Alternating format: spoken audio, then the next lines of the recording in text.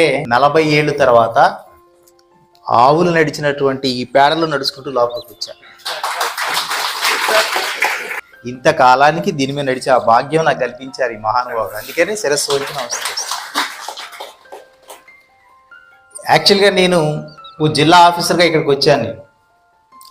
కానీ నేను ఈ జిల్లా ఆఫీసర్ కంటే నేను రైతుని అని చెప్పుకోవడానికి సంతోషిస్తాను. ఫస్ట్ ఎప్పుడో వదిలేసిన దాన్ని ఇవాళ మళ్ళీ ఇన్ని రోజుల తర్వాత చెప్పులు ఇప్పి మీరు రండి అంటే లోపల ఏముందిలే అనుకున్నాను. అక్కడ అసలు ఆవు పేడ మీద అడుగు పెట్టంగానే కళ్ళాపు మీద ఎంత ఆనందపడ్డానండి. నిజంగా చాలా థ్యాంక్స్ అండి. మేము రైతులతో మాట్లాడేటప్పుడు రైతు ఇమ్మీడియట్గా ఆలోచన ఏంటంటే వాళ్ళకి ఆదాయం పెరగాలి అంతే. ఈ ఆరోగ్యాన్ని గురించి రైతుకి ఏం అవసరం లేదు పెద్దగా. అంటే ఇప్పుడు సొసైటీ అలా ఉంది వాస్తవం. సో మేమేమంటాం, ఆ పంట ఇంత వస్తుంది, ఈ పంట ఇంత వస్తుంది. ఆయన మమ్మల్ని అడిగేది ఇమీడియట్గా నేను పంట వేయమని చెప్పేదానికంటే